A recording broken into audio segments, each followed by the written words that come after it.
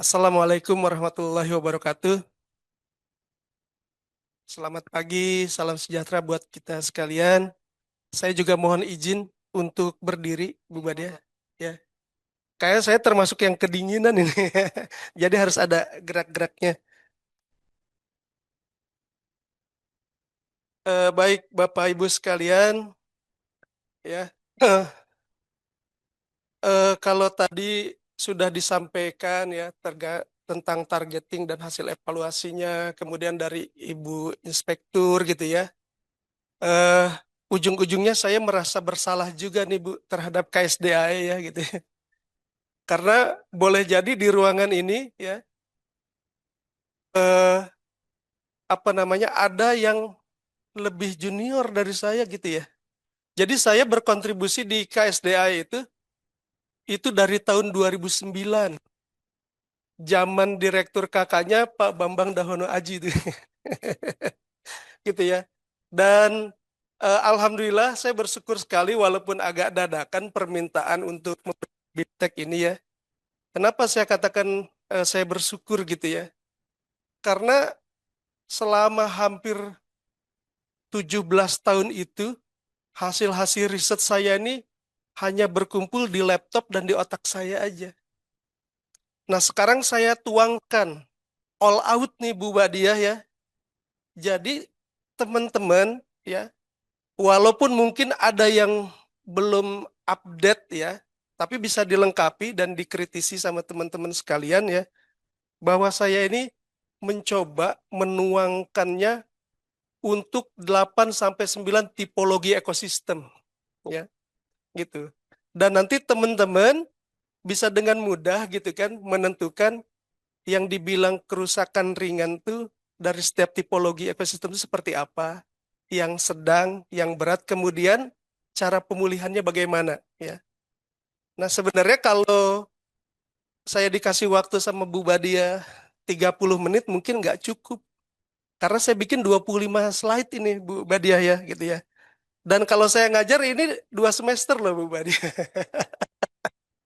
Eh, Jadi mohon maaf kalau misalkan nanti waktunya agak agak molor ya gitu ya. Dan saya coba buat ya dalam bentuk narasi ya, naratif aja. Supaya ini teman-teman yang nanti mendapatkan file ini mudah memahaminya ya, dengan membaca lebih mudah memahaminya gitu ya.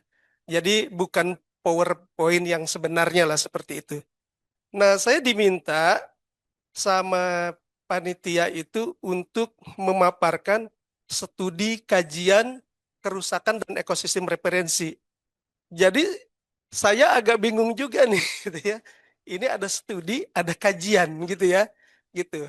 Nah, tapi nggak ada salahnya juga ya apa yang dimaksud panitia. Jadi kalau studi kan lebih kepada proses pembelajaran tuh ya. Misalkan, oh saya lagi studi S1, saya gitu ya, S2 gitu ya. Proses pembelajaran secara umum. Tapi kalau kajian, ini kan lebih fokus kepada apa ya? Kita tuh membedah, meneliti, menganalisis suatu persoalan secara lebih mendalam ya. Jadi bagi saya, buat saya ya, cocoknya saya tulis kajian aja nih Bu Badiah ya. Karena saya melakukan itu pembedahan, penelitian, penganalisisan gitu ya. Tapi buat teman-teman sebagai menjadi peserta BIMTEK ya, itu anggap aja ini studi ya, belajar ya gitu ya. Gitu ya. Jadi ini buat saya kajian, buat teman-teman namanya studi gitu ya. Gitu. Baik, saya akan melihat ini dari perspektif ilmiah ya dalam pemulihan ekosistem. Lanjut next. Next. Oke, enggak yang tadi yang pendahuluan ya. Baik Bapak Ibu sekalian, jadi tidak salah misalkan kalau saya sebutkan sekarang bahwa kerusakan ekosistem ini merupakan salah satu isu lingkungan yang paling mendesak. Karena bukan cuma di kita, tapi secara global juga. Bahkan saya informasikan gitu ya, di IPB sekarang ada peminatan pemulihan ekosistem berkelanjutan. Itu di program Pascasarjana tuh S2 ya. Nah, mudah-mudahan ada teman-teman yang hadir baik luring maupun daring yang berminat. Jadi nanti akan menjadi lebih pakar gitu ya. Di setiap UPT itu ya ada pakarnya untuk pemulihan ekosistem. Nah, sekarang ada peminatan untuk studi itu gitu ya. Karena memang eh, akademisi juga merasa ini menjadi mendesak ya, mendesak untuk diadakan program itu.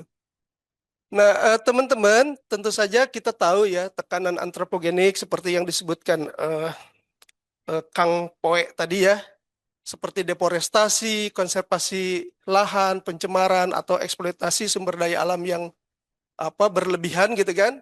Ujung-ujungnya menimbulkan degradasi fungsi ekologis, ya keanekaragaman hayati yang menurun, bahkan juga disrupsi terhadap keseimbangan lingkungan.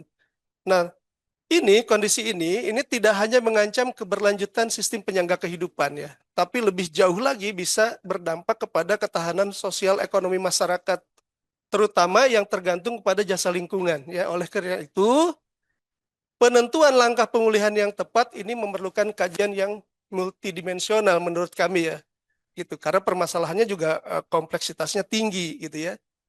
Nah, selain itu, penetapan ekosistem referensi sebagai acuan normatif dalam proses restorasi menjadi krusial ya untuk memastikan arah pemulihan yang berbasis kepada kondisi ekologis yang ideal sehingga dapat mengembalikan fungsi dan jasa ekosistem secara berkelanjutan. Tadi disebutkan oleh Bu Badia, ada 3 arahan tuh ya, kembali ke ekosistem semula, mendekati ke ekosistem semula gitu ya, dan desired future condition ya, di FC.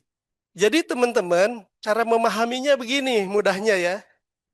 Kalau kita bilang kembali ke ekosistem semula, dalam benak kita harusnya kita berpikir, oh ini yang rusak ringan.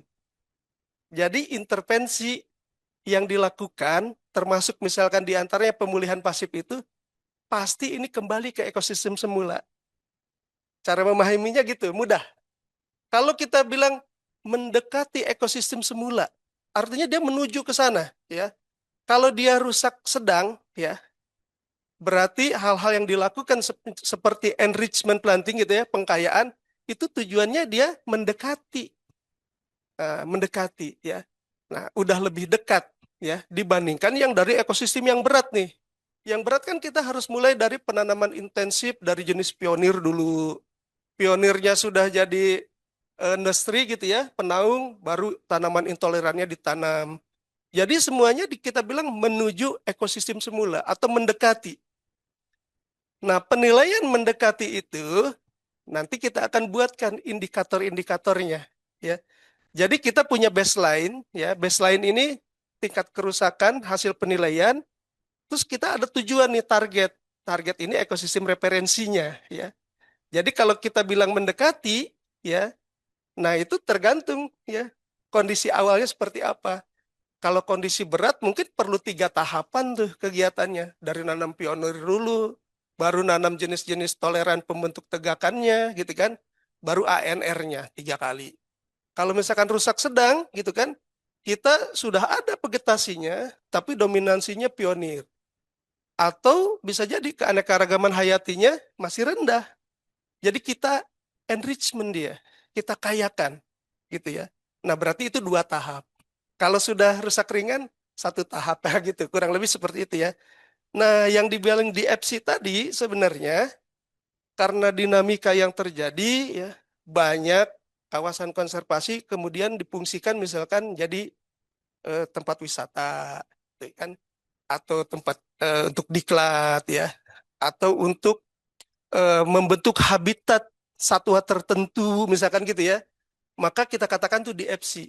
Tujuan pengelolaannya tidak mesti kembali ke ekosistem semula ya, tapi sesuai dengan tujuan pengelolaan dan yang sudah dicanangkan ya dalam eh, dokumen dokumen yang jangka panjang atau jangka menengahnya. Jadi sebenarnya ada 3 itu ya. Jadi ketiga-tiganya nggak ada yang salah gitu ya. Oke, nah kemudian dari latar belakang tadi tentu saja ya, iya betul. Jadi dari tadi ya, maka target dari kajian kita adalah yang pertama bagaimana metode penilaian kerusakan ekosistem yang komprehensif dan terukur. Jadi dalam BIMTEK ini nanti saya akan tampilkan ya cara atau metode-metode menilai ekosistem ini apakah dia rusak ringan, rusak sedang atau rusak berat. Nanti ada kriteria indikator ya. Gitu. Yang kemudian yang kedua, apa kriteria ekosistem referensi yang dapat dijadikan acuan dalam pemulihan ekosistem. Nah, nanti ada beberapa solusi ya yang kami berikan ya, tata caranya mulai dari yang kalau misalkan ada ekosistem yang utuh gitu kan, atau harus mencari referensi dari apa namanya tulisan-tulisan lama gitu kan, atau dari citra-citra yang lama, atau bisa juga tanya kepada ahli ekologinya misalkan gitu ya, atau masyarakat setempat kita tanya dulunya apa sih ini gitu ya gitu ya. Nah kemudian yang terakhir yang paling penting saya kira bagaimana nih hubungan antara tingkat kerusakan ekosistem dengan strategi pemulihan berbasis ekosistem referensi gitu ya. Jadi kita harus tahu sehingga nanti lebih mudah dimanipulasi apa di monitoring evaluasinya. Milestone-nya sudah sampai mana gitu ya. Nah, ini pergerakan dari baseline ya menuju ekosistem referensi ini udah di tahapan mana. Sehingga akan berbeda dengan yang dilakukan oleh teman-teman misalkan dari direktorat yang lain ya, misalkan dari BPDAS misalkan gitu ya. Yang mereka tuh tanam satu kali habis itu nggak ada kegiatan apa lagi gitu ya. Nah, di sini saya sudah mengusulkan sebenarnya ya, minimal kegiatan itu sesuai dengan RPE-nya tuh ya, 5 tahun ya. Dan nanti penilaiannya juga kita berikan yang tertinggi gitu ya, yang tertinggi. Nah, nanti tingkat kelulusannya juga akan sangat menentukan di situ gitu ya. Lanjut, eh, kemudian ya tujuan dari kajian ini diarahkan kepada 3 hal. Satu, mengidentifikasi jenis dan tingkat kerusakan ekosistem. Kadang-kadang banyak juga yang menerjemahkannya hanya secara kualitatif gitu ya. Tapi ini saya mencoba nanti memberikan penilaian secara kuantitatif. Karena kalau kuantitatif lebih bisa dipertanggungjawabkan, kemudian nanti untuk monitoring evaluasinya ada dasar angka gitu ya, ada angka bilangan yang memang menjadi dasar sebenarnya meningkatkah, tetapkah, atau bahkan menurun gitu ya. Kemudian yang kedua, menetapkan ekosistem referensi sebagai standar keberhasilan, kemudian menyusun rekomendasi kebijakan dan teknis pemulihan ekosistem berbasis data ilmiah. Nah, kenapa tujuannya diarahkan ke sana, Bapak Ibu sekalian ya? Kita sekarang punya PAP ya. Tentu saja itu satu jumping ya, lompatan besar gitu kan. Nah, tetapi ya itu juga ada kelemahannya ya. Karena kalau kita lihat misalkan hanya dari tingkat kerusakan berdasarkan tutupan lahan, itu tidak bisa menerjemahkan sebenarnya spesies asli dan endemik yang ada di sana tuh apa di tempat yang rusak itu. Dia sebagai habitat apa itu tidak tergambarkan. Ya, yang kedua, sebenarnya penyebab utama dari kerusakannya itu apa? Ya, apakah antropogenik atau alami gitu ya? Atau apa? Itu juga tidak bisa diterjemahkan dengan PAP. Atau bahkan yang terakhir misalkan gitu ya, kondisi sosial ekonomi masyarakat. Padahal ini menjadi suatu yang krusial dan kadang-kadang ini permasalahan yang sulit untuk apa namanya diselesaikan. Nah, makanya perlu nanti dia bottom up ya. Jadi teman-teman di balai itu ya harus melakukan kajian ini. Jadi nanti PAP ini menjadi dasar ya, dasar pertimbangan utama tetapi diverifikasi dari hasil kegiatan ground check yang ada di lapangan gitu ya di tiap UPT sehingga nanti dalam penyusunan RPE-nya itu tidak banyak temuan lagi dari ibu inspektur gitu ya. Karena misalkan lokasinya nggak sesuai, kok jenisnya beda gitu ya. Nah, karena sudah dikaji lebih dulu. Next, nah eh, tadi saya gambar tadi itu yang akan kita bimtekkan pada hari ini. Jadi ada transisi gitu ya ekosistem dari pegunungan terus sampai terumbu karang. Sebenarnya berat juga nih tugas dari Bu Badiah ini gitu ya. Tapi karena saya udah punya contekannya Bu Badiah ya, jadi saya keluarkan sekarang ya. Dalam arti gini, Kalau saya pegang terus kan ilmunya nggak manfaat tuh. Ya, jadi nggak ada pahalanya buat saya gitu ya. Jadi hari ini saya coba memudahkan urusan semua orang di sini dan yang daring gitu ya. Yang mudah-mudahan urusan saya juga dipermudah gitu ya. Amin ya. Oke, metodologi kajiannya begini, ada tiga ya. Satu, kita menilai kerusakan ekosistemnya. Cara yang bisa dilakukan yang pertama survei lapangan. Ya, kemarin ditanyakan, suruh inventarisasi buat apaan sih katanya. Terus data yang diambil apa gitu ya. Nah, ini kita cara menilainya ada inventarisasi ya, baik itu vegetasinya, faunanya maupun kondisi fisik lingkungan. Cara yang kedua, ya, ini yang bisa kita lakukan di mana saja sebenarnya ya, asalkan kita punya SHP file-nya gitu ya. Ini kita analisis saja secara spasial nih, ya, dengan citra atau dengan GIS atau indeks vegetasi ya, pakai NDVI. Bahkan sekarang yang akuatik aja ada tuh ya. Jadi dia namanya NDAPI. Jadi ada tambahan A-nya tuh, akuatik gitu ya. Jadi lebih mudah. Kemudian penetapan ekosistem referensi ya. Sebenarnya banyak caranya, tapi yang biasa dilakukan ada tiga. Yang pertama, kita identifikasi ekosistem alami yang masih utuh ya di wilayah yang sejenis, maksudnya di hamparan yang sama atau tempat lain yang komparatif ya. Yang kedua, bisa juga kita melakukan analisis kesesuaian ekologi ya.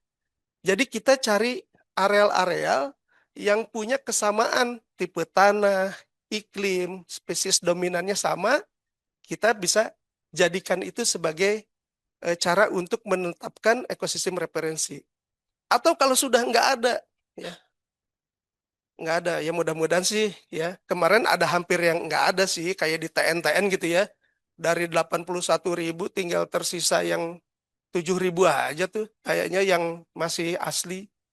Tapi dari 230-an spesies, cuman tinggal berapa puluh aja nih Bu ya gitu ya. Nah, jadi bisa juga kita konsultasi dengan pakar ekologi atau masyarakat lokal. Kalau di TN-TN mungkin masyarakat lokalnya juga walaupun ada kurang begitu fokus konsen ke sini ya.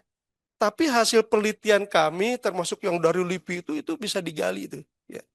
Nah, dan orang-orangnya masih ada alhamdulillah. Jadi itu bisa dijadikan cara untuk menetapkan ekosistem referensi. Nah, baru kita bandingkan ya. Terakhir itu kita bandingkan, kita analisis kondisi ekosistem rusak, bandingkan dengan ekosistem referensi, kemudian kita tentukan gap ekologinya yang harus dipulihkan. Nah, jadi setelah tahu ya posisinya di mana, ya, maka treatment yang harus dilakukan dalam pemulihannya itu kita tentukan di situ. Next. Nah, kemudian apa hasil yang diharapkan? Jadi nanti ini akan saling melengkapi, saling menguatkan dengan PAP. Jadi yang pertama, peta kerusakan ekosistem dengan klasifikasi tingkat kerusakan. Jadi kita sudah punya petanya secara utuh, mana yang rusak ringan, rusak sedang, rusak berat. Kemudian ada dokumen ekosistem referensi sebagai standar pemulihan. Sebagai contoh misalkan ya, di TNGGP itu ekosistem referensinya bisa banyak loh gitu ya. Ada yang dataran tinggi, ada yang kemudian tipologinya ke arah monsun dan sebagainya gitu ya. Itu banyak tuh. Dan itu pasti berbeda ya. Setiap ketinggian dia punya tipologi ekosistem yang berbeda.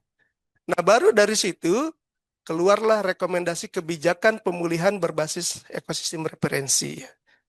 Nah, dari hasil yang diharapkan ini saya belum nyantumkan hasilnya dulu nih Bu Badia.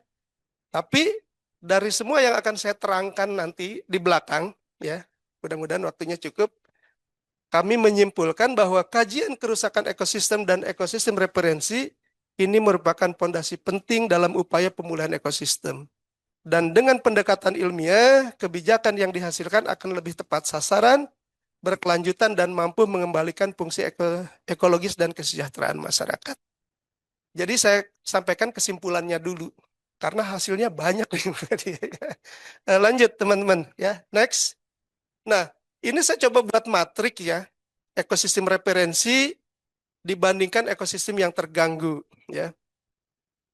Nah, tentu saja ini matrik yang simpelnya ya, teman-teman gitu ya. Misalkan contoh, di ekosistem pegunungan.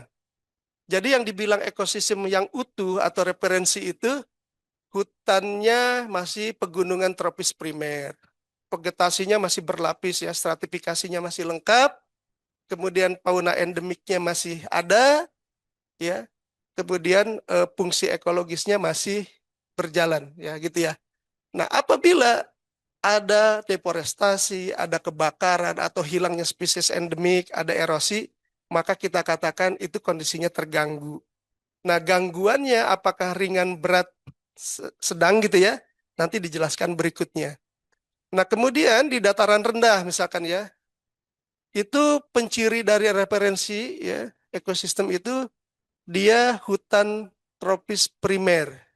Tutupannya masih di atas 70%, kemudian masih memiliki pohon-pohon yang besar, kemudian tanah aluvialnya sehat. Ya, nanti dijelaskan ya.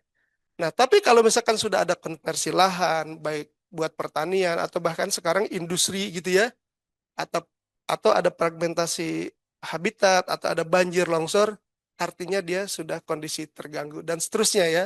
Ini nanti kan disebarkan ya Bu Badiah ini ya ke teman-teman. Jadi nanti ini bisa dibaca. Intinya ya, intinya begini. Saya coba buatkan ya cara menentukan ekosistem referensi itu mulai dari ekosistem pegunungan, dataran rendah, sabana, sungai, danau, mangrove, pantai, padang lamun, dan terumbu karang ya. Nah, jadi angkanya memang ada yang sampai presentasi ya, kayak di lamun gitu ya, ada presentasinya ya gitu. Kemudian terumbu karang ada presentasinya. Saya khawatir kalau tidak ditulis presentasi, misalkan terumbu karang nih, wah ini kalau 50% nih rusak nih gitu ya. Padahal tidak semua eh, perairan dangkal itu bisa ditumbuhi terumbu karang. Ya, jadi kalau dia masih di atas 50% itu masih kita katakan utuh gitu ya. Atau di padang lamun gitu ya. Di padang lamun. Ini tutupan lamunnya 70%. Nanti di lamun itu sebenarnya ada 3 vegetasi utama gitu ya sebagai penyusun lamun. Nanti kita akan lihat nih, ada lumun yang giant misalkan lumun raksasa, ada lamun tingkat rumput, ada lamun tingkat pionir gitu ya. Nah, teman-teman yang bekerja di Padang Lamun akan lebih paham sebenarnya tentang ini. Makanya angka-angka ini penting saya bilang ya untuk Padang Lamun dan terumbu karang. Sementara yang lain bukan tidak penting ya, tetapi kita bisa melihat hal-hal yang yang lebih utama gitu ya sebagai indikatornya. Next saja. Nah, ini skemanya. Jadi teman-teman, kalau misalkan kita ya mau semacam membuat sidik ragam atau apa ya, sidik cepat ya, sidik cepat, ada yang namanya indikator utama ya. Nah, ini memang saya sengaja siapkan ini ya Bu Badia, Bu Inspektur, dan teman-teman sekalian ya untuk memudahkan sebenarnya.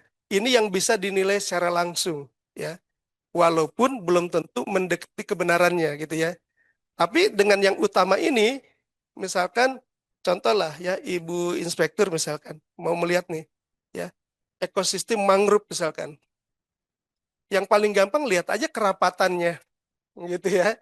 Kalau misalkan dia kerapatannya ya masih di atas 1.500 pohon per hektar, itu berarti dia kerusakannya masih ringan. Jadi lihat aja kalau misalkan oh ini rata-rata 2 kali 3 nih gitu kan. Kan kalau 1.500 kan dia satu pohon tuh growing space-nya kan sekitar 6,67 gitu ya. 2 kali 3 nih, oh ini masih ringan nih, gitu kan. Tapi kalau misalkan pas dilihat kurang dari 500 pohon, gitu kan. Wah 500 pohon, berarti jarak tanam berapa nih? Ya, hitung-hitungannya, oh ini satu pohon nih 20 meter persegi gitu ya. Udah 4 kali 5.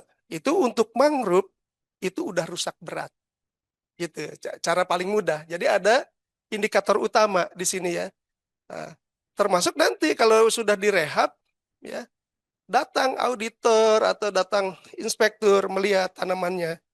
Oh, ditanamnya ini misalkan 2 kali 2, tumbuhnya 80%. Oh, ini berhasil nih. Nah, jadi cara mudahnya kurang lebih seperti itu. Nah, teman-teman ini pegunungan dilihat dari tuplahnya, dataran rendah dari vegetasi dan tanah, sabana itu dari rumput dan pohon, Kalau sungai dari kualitas airnya, kalau danau kita lihat nutrien dan biotanya, kemudian kalau mangrove dari kerapatan pohon, kalau pantai kita lihat stabilitas garis pantainya, kalau padang lamun tutupan lamunnya, kalau terumbu karang tutupan karangnya. Nah, ini yang dibilang sidik cepat. Jadi untuk menentukan skornya nih, apakah masuk ringan, sedang, atau tinggi gitu ya. Nah, jadi teman-teman yang punya wilayah garis pantai misalkan gitu ya, lihat di ekosistem pantainya.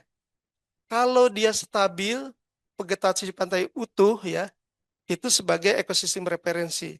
Tapi yang dibilang stabil kita lihat abrasinya. Kalau kurang dari 5 ya, jadi 5 meter per tahun itu kerusakannya sedang. Kalau 5 sampai 15 maaf, kurang dari 5 itu rendah, 5 sampai 15 meter per tahun itu sedang, di atas 15 meter per tahun itu udah masuk rusak berat gitu ya. Lanjut, nanti bisa dibaca ya untuk selanjutnya. Nah, kemudian di sini saya juga mencoba memberikan solusi ya. Bagaimana pemulihan ekosistem ini kita tentukan berdasarkan tingkat kerusakan. Nah, ini di 9 tipologi ekosistem ya. Contoh kita ambil yang dataran rendah saja ya. Kalau misalkan dia rusaknya ringan, maka skema pemulihannya itu ada perlindungan tutupan hutan, kemudian ada zonasi konservasi, ada ANR gitu ya. Kalau rusaknya sedang gitu ya, eh, pengayaan jenis asli pembentuk tegakan klimaks gitu ya. Kemudian kalau kerusakannya tinggi, ini memang mulai dari rekonstruksi, penanaman intensif dengan jenis pionir, tapi yang diutamakan jenis asli ya. Pengendalian banjir, pemulihan tanah aluvial, dan sebagainya. Nah, ini skema pemulihannya berdasarkan tingkat kerusakan. Tapi ini harus dijabarkan gitu ya. Makanya kalau kalau saya ngajar 2 semester itu karena dengan penjabarannya ya. Atau misalkan contoh di savana misalkan gitu ya. Nah, kalau misalkan dia rusak ringan, cukup dengan proteksi padang rumputnya, kita pengendalian kebakaran alaminya. Kalau rusak sedang, ini harus mulai ada pengaturan penggembalaan, kemudian ada pengayaan jenis-jenis sabana gitu ya. Tapi kalau misalkan sudah kerusakan tinggi, itu mulai dari restorasi mozaiknya, reintroduksi herbisida atau predatornya, sampai ke kontrol spesies invasif. Dan seterusnya gitu ya. Bahkan ya, contoh lah yang paling bawah ya, di terumbu karang mudah-mudahan ada teman-teman dari Togean ada kali ya. Ada hadir, ada ya dari Togean ya. Nah, saya banyak belajar dari teman-teman juga sih di sana ya, yang pakai dia web segala macam gitu ya. Nah, jadi kalau misalkan dia rusak ringan, proteksi kawasannya, pengendalian penangkapan ikannya. Tapi kalau sudah rusak sedang, itu sudah ada harus ada transplantasi sekarang, kemudian rehabilitasi substrat, ya, gitu. Ya banyak sih tata caranya ya, termasuk yang dilakukan NGO juga banyak gitu ya. Jadi kalau teman-teman bikin jaring laba-laba, ditanamin substrat ininya gitu ya, karangnya, ada juga orang yang menumpuk tuh karang-karang mati, baru karang-karang hidupnya ditempatkan di situ, banyak ya tekniknya ya. Nah, bahkan untuk yang pemulihan di kerusakan tinggi, bayangkan ini ada yang namanya pengendalian suhu atau pengembangan limbah gitu ya. Gimana gitu kan kita berpikir suhunya dikendalikan gimana? Kalau enggak kan, kalau tidak dikendalikan itu terjadi yang namanya tuh apa namanya bleaching ya, bleaching. Kemudian dia mati. Nah, ternyata dengan ilmu pengetahuan itu bisa kita lakukan. Ada yang dikasih shading ya, supaya cahaya matahari yang terik itu tidak langsung menembus, tertahan. Ada yang juga dikasih sprayer ya. Jadi dibikin fogging dari kapal gitu, ambil air yang dingin, di sprayer ke atasnya gitu kan. Ada jadi dimanipulasi. Bahkan ada manipulasi awannya gitu ya. Bagaimana awannya ini ya dikasih garam mikroskopik gitu ya, sehingga si awannya berwarna lebih putih. Jadi cahaya yang masuk dipantulkan lagi ke space. Jadi tidak ke bawah. Nah, dan masih banyak lagi. Nah, itu sampai pengendaliannya seperti itu. Makanya kalau hitung-hitungan saya ya, untuk pemulihan ekosistem di terumbu karang itu biayanya yang paling besar. dibandingkan dengan yang lain ya. Karena tadi ya teknologi. Belum lagi ada misalkan bagaimana kita membuat zonasi dan konservasi. Jadi ada di jalur-jalur apa namanya ya jalur-jalur eh, laut itu yang lebih dingin dibandingkan yang lain. Maka itu dijadikan memang zona amannya dia, gitu ya. Jadi bilangnya upwelling gitu ya. Di zona itu tuh nggak boleh ada gangguan. Nah, karena nanti itu menjadi yang dikonservasi menjadi sumber materi genetik untuk merehab atau merestorasi area lain yang rusak gitu ya. Lanjut. Nah, Bapak Ibu sekalian, ya, kita mulai lebih detil lagi nih, lebih detil lagi ya. Jadi yang tadi dataran rendah, dataran tinggi saya jadikan ekosistem darat lah gitu ya. Nah ini saya berikan kriteria indikatornya supaya lebih mudah. Kalau tadi ada yang kita bilang indikator utama. Kalau ini saya jabarkan lagi. Tidak hanya penutupan lahannya saja ya, tapi di sini ada kondisi tanah, ada fungsi hidrologi, ada biodiversitas, dan saya berikan maknanya. Kenapa saya berikan maknanya? Supaya lebih mudah dicerna. Orang berpikir mekanisme alam ini seperti apa, misalkan gitu ya. Rehabilitasi itu apa, restorasi itu apa gitu ya. Nah contoh saja, kalau kita bicara tingkat kerusakan ringan di ekosistem darat, maka kita katakan vegetasinya itu tutupannya masih di atas 70%. Strata vegetasinya masih relatif lengkap. Jadi ada tingkat semai, pancang, tiang, pohon gitu ya. Kemudian kalau lihat struktur tanahnya, ya itu masih baik, erosinya masih minimal, kandungan organiknya relatif stabil. Ya. Kemudian kalau kita lihat fungsi hidrologinya, ya kualitas air masih memenuhi standar baku. Jadi ada riset nih ambil ya, kemudian dianalisis kita lihat dari standarnya gitu ya, apakah ini masih memenuhi standar baku atau tidak. Ya kemudian kalau lihat biodiversity-nya, kita lihat dari spesies kunci. Kalau dia masih ada, populasinya relatif stabil, maka kita katakan tingkat kerusakannya rendah. Nah, maknanya dari keempat indikator ini adalah bahwa ekosistem yang rusak ringan itu adalah ekosistem yang masih memiliki daya pulih alami, jadi cukup dengan proteksi dan rehabilitasi pasif atau ANR ya, Assisted Natural Regeneration. Jadi lebih mudah. Kalau misalkan, oh ini dibiarkan aja dia akan pulih nih. Berarti itu rusak ringan, kurang lebih begitu ya. Tapi kembali ke ekosistem semula. Bukan bisa pulih, tapi pulihnya jadi apa nih? Jenis pionir ya, itu masih berarti yang rusak berat gitu ya. Nah dan seterusnya ya Bapak Ibu, kalau dari tutupan nanti terlihat yang sedang misalkan 30-70%. Stratanya sebagiannya sudah hilang, mulai ada erosi, ya kesuburannya juga sudah turun, tanahnya sudah padat ya, ada kompaksi gitu ya. Kompaksi di situ, kualitas air turun, debitnya fluktuatif, ada drainase, kemudian satwa kuncinya menurun dan seterusnya. Artinya ekosistem yang rusak sedang ini adalah ekosistem yang membutuhkan intervensi aktif ya seperti pengayaan jenis asli, pengendalian gangguan dan rekayasa hidrologi. Nah, kalau yang berat bisa dilihat tutupannya udah kurang dari 30%. Erosinya udah parah, tanahnya udah kritis, topsoilnya udah habis gitu kan. Dan seterusnya. Nah, artinya ekosistem sudah kehilangan fungsi ekologis dia, ya. Fungsi dasarnya sudah habis.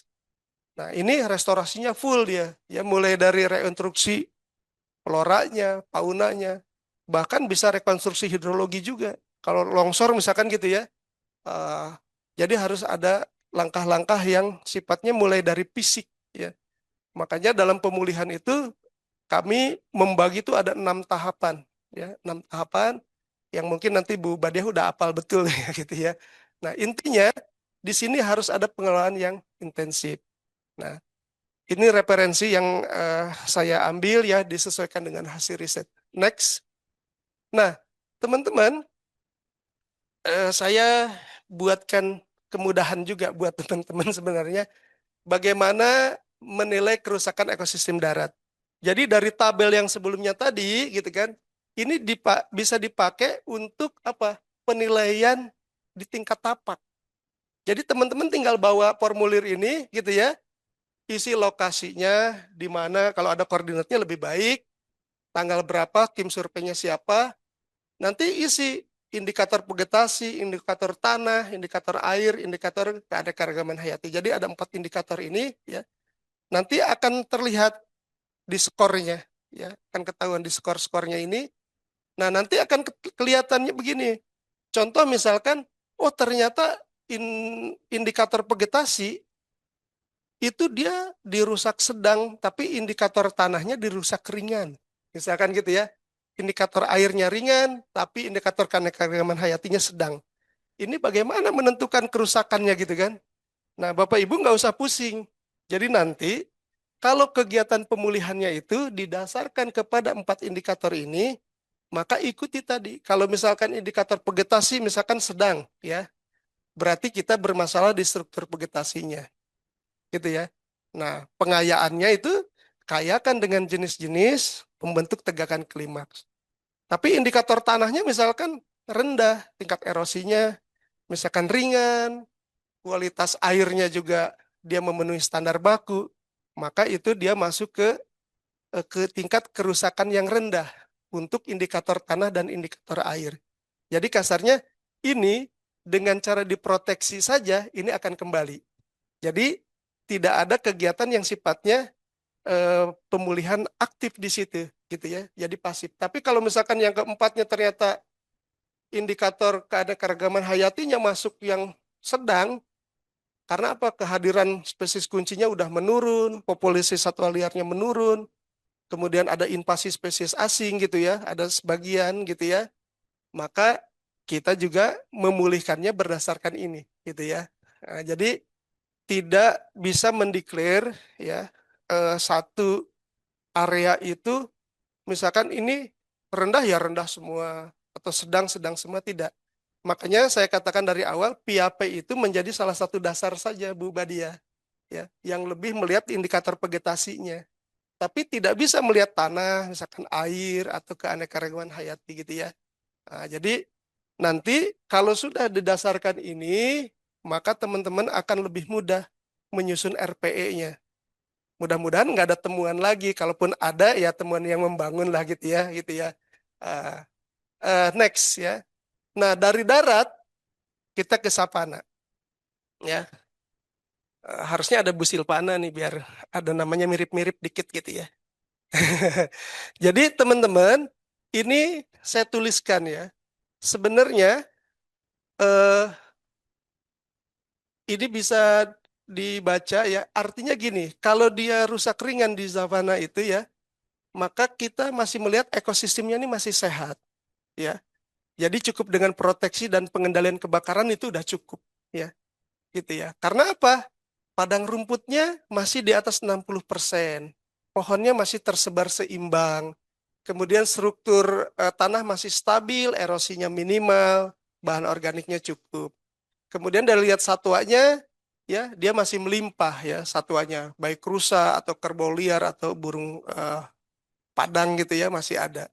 Tapi kalau misalkan ternyata rumputnya itu udah hilang, jadi cuman di bawah 30% gitu ya, tanahnya terbuka, kritis, erosinya sudah parah, satwa padangnya udah hilang, ekosistemnya tidak berfungsi, nah ini kita nyatakan dia rusak berat. Jadi perlu restorasi penuh dengan revegetasi iya, pengendalian kebakaran iya, perlindungan kawasan juga iya, gitu ya. Nah, jadi seperti itu cara cara memaknainya gitu ya. Lanjut di sini juga saya buatkan nih formulirnya ya. Dari tabel ini next saya buatkan formulirnya. Jadi teman-teman tinggal ngisi data lapangannya ya. Presentasi tutupan lahan rumputnya berapa persen, nanti dilihat ya. Tadi kan ada 30 ke 60 di atas 60 gitu ya. Nah, kita lihat itu ya. Jadi seperti itu cara kita membacanya gitu ya. Kemudian tanah juga seperti itu. Jadi ini mudah-mudahan cukup membantu ya.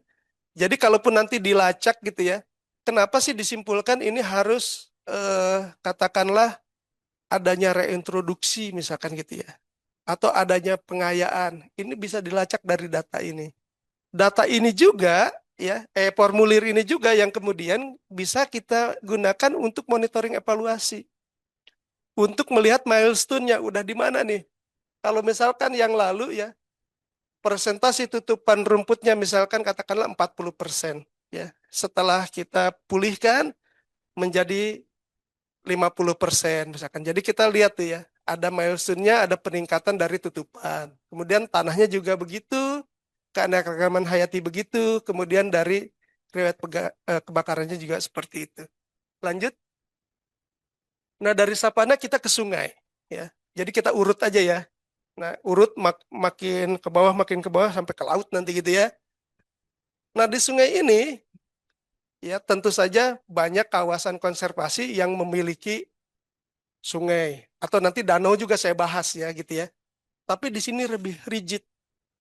Makanya mungkin nanti dalam hal pendistribusian pegawai dengan kepakaran tertentu itu ya, ini yang ada sungai, yang ada danaunya mungkin harus punya orang-orang ahli biologi, ahli kimia gitu ya. Karena untuk menentukan ya tingkat kerusakan menjadi ringan, sedang dan berat ini ada yang ngukur pH, ada yang DO ya.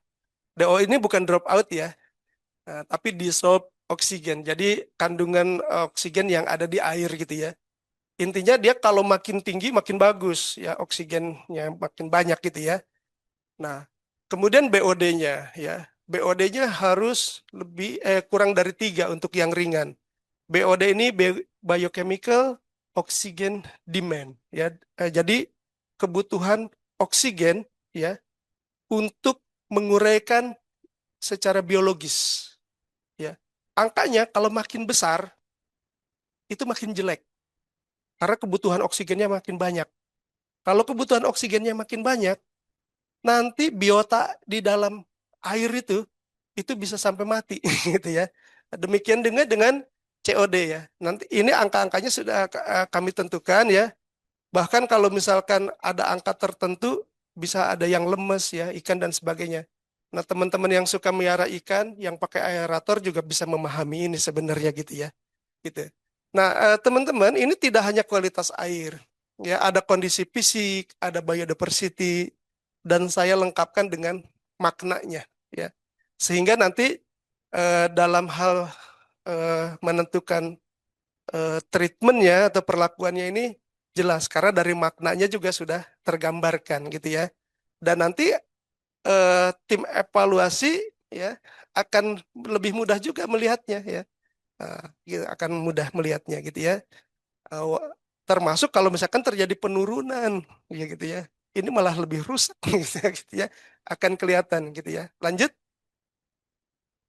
sama dengan yang lain ya, saya buatkan juga formulir teknis untuk survei lapangan untuk yang sungai gitu ya. Mudah-mudahan ini membantu nih Bu Badiah ya. Ini udah lama saya simpan sebenarnya. Ya, belum karatan ya. Walaupun dinamika keilmuan itu terus berkembang gitu ya, tapi ini sudah saya sesuaikan dengan dinamika yang terjadi. Nah, kalau teman-teman misalkan ada hal-hal unsur komponen lain yang ditambahkan karena dia spesifik lokasi dipersilahkan. Jadi ini bukan template yang sifatnya statis ya. Ini dinamis, silakan aja. Next. Nah, kemudian di danau, sebenarnya di danau ini tidak terlalu jauh berbeda dengan yang sungai gitu ya. Tetapi ada hal-hal yang eh, perlu dikaji lebih lanjut ya, terutama masalah sedimentasinya. Karena nanti gitu kan, ini ada upaya-upaya apakah harus di pengerukan misalkan gitu ya, atau pembersihan limbah, atau misalkan nanti harus mengintroduksi lagi jenis-jenis yang asli. Ya, seperti apa yang terjadi di Jakarta misalkan ya, di 1 bulan terakhir ini orang rame untuk eradikasi ikan sapu-sapu gitu ya. Karena sapu-sapu ini ternyata menghilangkan biota aslinya. Nggak ada ikan lain yang bisa hidup di situ gitu ya. Gitu. Karena apa? Dimakan tuh ya. Telurnya dimakan ininya. Belum lagi dia bisa bersarang dan merusak bentengannya dan seterusnya. Nah, ini mudah-mudahan juga sama ya. Jadi saya bikin kriterianya ya mulai dari kualitas air ya sama tadi ya. DO, BOD, COD, kemudian lihat lagi tutupan vegetasinya karena di nano kadang-kadang kita melihat, wih indah ya kayak di Kebun Raya Cibinong misalkan. Ternyata wah teratainya tuh bagus berwarna-warni gitu ya. Terus eceng gondoknya begini, kelihatan indahnya di mata tuh ya. Tapi lihat biota di bawah danaunya itu di perairannya gitu ya. Sesungguhnya kalau misalkan contoh ya, jenis-jenis alganya banyak berkembang, eceng gondoknya berkembang sampai menutup ya. Nah, itu nanti itu COD BOD-nya tuh akan tinggi, DO-nya akan rendah ya. Cahaya nggak masuk ya, oksigen kurang, maka hidupan alami di airnya itu sebenarnya akan berkurang bahkan nanti jadi punah. Nah, ini saya buatkan ya. Jadi kalau misalkan dari tutupan vegetasi permukaannya itu kurang dari 25% dan dia kita anggap tidak mengganggu fungsi ekosistem, itu rusak ringan. Tapi kalau 25 sampai 50% ya, dia mulai mengganggu perairan terbuka, itu rusak sedang. Dan kalau lebih dari setengahnya, itu kita anggap sudah mendominasi dan menutup badan air. Nah, ini sudah warning ya, sudah rusak berat gitu ya. Nah, sedimentasi juga bisa menjadi salah satu indikator. Ya, ada yang sedimentasinya rendah, ada yang kedalaman sedang, ada yang tinggi ya. Sampai danau itu menjadi dangkal gitu ya. Nah, ini ada, nah termasuk biodiversity-nya. Makanya kalau yang punya area konservasinya itu ada danaunya, ini harus ada ahli ikan juga loh, Bu. Yang orang tuh mempelajari ichtyologi itu namanya gitu ya, ichtyologi itu. Jadi harus tahu ikan aslinya tuh apa, biota perairan yang air itu yang dominan tuh apa, populasinya yang stabil tuh seperti apa. Nah ini harus dijadikan ini. Jadi kalau misalkan orang-orang sarjana kehutanan ditaruh di kawasan konservasi, tapi di situ ada dominan danaunya banyak, ya kewalahan juga. Ya, mudah-mudahan ini jadi perhatian juga buat kita semua ya untuk menempatkan orang tuh memang di tempat yang tepat gitu ya. Nah, jangan ahli ikan ditaruh di ekosistemnya pegunungan misalkan gitu ya. Gitu. Nah kalau ahli air nggak apa-apa ya. Misalkan di Gunung Ciremai gitu kan. Oh gubernurnya udah bilang nih, ini Taman Nasional Gunung Ciremai ini dia sebagai apa namanya eh, penghasil air ya, pemasok untuk Jawa Barat gitu kan. Nah, tempatin di situ nggak apa-apa gitu ya. Gitu. Nah, lanjut ya, nanti ini bisa dibaca dan bisa kita diskusikan. Sama saya buatkan formulirnya juga. Bikin formulirnya sebenarnya nggak susah. Tinggal menerjemahkan yang dari tabel tadi aja sebenarnya ya. Tapi mudah-mudahan ini ada sedikit membantu lah buat teman-teman ya. Kemudian next. Iya, sebentar lagi ya. Habis gambut, mangrove, terus padang lamun, terus itu ya. Nah, tapi kalau saya dihentikan di sini nggak apa-apa juga sih, gitu ya. Cuman sayang ya, sayang saya udah nyusun juga nih Bu, sampai jam 11 malam ini. Es Hmm, dijadikan satu, Pak ya. iya, oke, yang gambut pasti banyak nih ya teman-teman yang gambut. Jadi pertama kita ambil indikatornya muka air tanah. Ya. Kemudian kita pengukurannya dilakukan di musim kemarau. Jadi kalau misalkan ya tinggi muka airnya masih kurang dari 40 cm, ya itu ringan. Kalau 40 sampai 100 cm itu sedang. Di atas 1 meter itu dia sudah masuk rusak berat. Kemudian vegetasinya bisa dibaca ya. Kemudian pH. Nah, pH ini penting juga nih ya, pH. Jadi kalau misalkan yang terbaik itu memang mendekati netral ya. Tapi kalau misalkan kita lihat sifatnya ya, tidak cuman pH-nya saja tapi sifatnya. Kalau hidrofilik, nah ini teman-teman harus mengerti juga nih ya, pengertian dasar ada hidrofilik, ada hidrofobik gitu kan. Makanya nanti ada redox potensial nih, redox potensial nih apa lagi nih, Mbak? Ini ya binatang apa gitu ya. Jadi hidro itu air ya, filik ini suka artinya. Dia suka air. Kalau hidrofobik ini nggak suka, dia nolak gitu ya. Nah, itu nanti ada ya. Jadi kalau misalkan sudah hidrofobik ya, makanya dia akan terjadi yang namanya apa namanya tuh pelapukan misalkan gitu ya. Tapi kalau yang hidrofilik ya, pembentukan gambutnya masih terjadi normal gitu ya. Nah, kemudian ada lagi nilai redox. Redox ini sebenarnya reduksi oksidasi ya. Jadi kalau iya, jadi kita lihat potensinya dia. Kalau misalkan dia kurang dari 200 ini milivolt ya. Jadi satuannya volt ya, potensial itu ya. Nah, dia sifatnya anaerob ya. Anaerob ini mendukung pembentukan gambut ya. Makanya masih rusaknya ringan. Tapi kalau angka redoxnya 200 sampai 300 ini mulai anaerob, dekomposisinya meningkat. Tapi kalau lebih dari 300 ini sangat aerob ya. Jadi gambutnya teroksidasi. Kalau sudah kita bilang angka redoksnya di atas 300 ini teroksidasi ya. Artinya rilis dia ya. Rilis emisinya tinggi dan seterusnya. Next ya, next. Ini nggak perlu saya jelaskan, next saja. Ini sifatnya untuk membantu ekosistem mangrove ya. Tadi sudah dijelaskan sedikit ya. Bisa dilihat dari kerapatan pohonnya, kemudian tutupan tajuknya, bisa juga kondisi vegetasinya, dan juga kondisi faunanya. Nah, ini ya bisa dipelajari ya. Nah, di dalamnya untuk kondisi vegetasi itu lihat sistem zonasinya. Karena nih mangrove ini spesial dia ya. Tidak sembarangan kita bisa nanam ya. Jadi yang pronsi ya, yang berhadapan dengan laut tuh pasti kita bilangnya itu jenis-jenis api-api itu. Kalau nggak Avicennia, Saneratia. Cuman itu aja ya. Di belakangnya baru ada jenis-jenis Rhizopora. Mendekati lagi ke belakangnya lagi ada Bruguera. Belakangnya lagi ada Nipah ya, gitu ya. Jadi dia ada yang namanya formasi ya, formasi. Dan harus diingat juga pasang surut tuh sangat menentukan gitu ya. Nah, saya pernah merestorasi yang pronsi. Bingung kan? Substratnya tuh udah nggak ada karena dia udah pasir dan batu. Ya. Nah, akhirnya ketemu satu metode. Simple aja. Saya bikin metodenya penanaman terapung. Jadi dibuat tuh Bu, dari bambu tapi diikatkan terapung dia. Sampai nanti akarnya tuh menembus ke situ, ya. Yang bambunya ini sudah rusak tapi dia sudah ada di situ. Lumayan mahal juga sih dan kita sering berenang gitu ya. Lanjut, next, next lagi ya ini sama ya. Nah ini padang lamun ya. Kalau padang lamun bisa dari tutupan lamunnya, bisa kerapatan tegakannya ya. Cuman kerapatan tegakannya mohon maaf ini bukan per hektar ya, per meter persegi ya, hitungannya ya.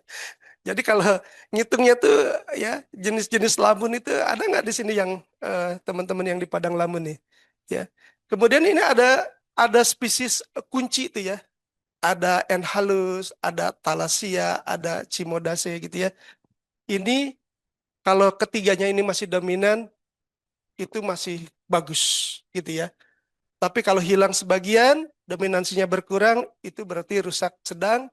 Kalau hilang atau hanya tersisa fragmen substrat yang kosong itu sudah rusak berat. Nah, ini ada istilah-istilah yang memang nanti ya eh, teman-teman sih bisa menerjemahkan ya. Karena ini nanti spesifik ya. Nursery ground itu apa sih misalkan gitu ya dan seterusnya. Oke, lanjut. Yang terakhir ini next di terumbu karang Bu Badiah ya. Ini hampir sama juga dengan padang lamun tapi yang dilihat tutupan karang hidupnya. Jadi yang dibilang terumbu karang yang baik itu bukan yang tutupan karangnya 100%. Asal sudah di atas 50% itu udah baik gitu ya. Sama dengan di mangrove tadi. Wah, jumlah pohonnya harus sekian. Yang dibilang pohon, pengertian pohon di mangrove dengan di darat beda. Di mangrove itu 10 cm udah tingkat pohon. Ya. Kalau kita nungguin 20 cm, mungkin 30 tahun kemudian juga susah nyarinya gitu ya. Nah, jadi berbeda-beda. Nah, kemudian ada struktur ekosistemnya, ada kondisi faunanya, kemudian ada maknanya. Ah, demikian, next ya. Ini juga sudah saya buatkan ya formulir teknisnya. Dan terima kasih, mohon maaf waktunya agak panjang. Sebetulnya saya eh, perlu lebih panjang lagi Bu Badiah ya. Terima kasih atas perhatian dari semuanya. Wabillahi taufiq wal hidayah. Wassalamualaikum warahmatullahi wabarakatuh.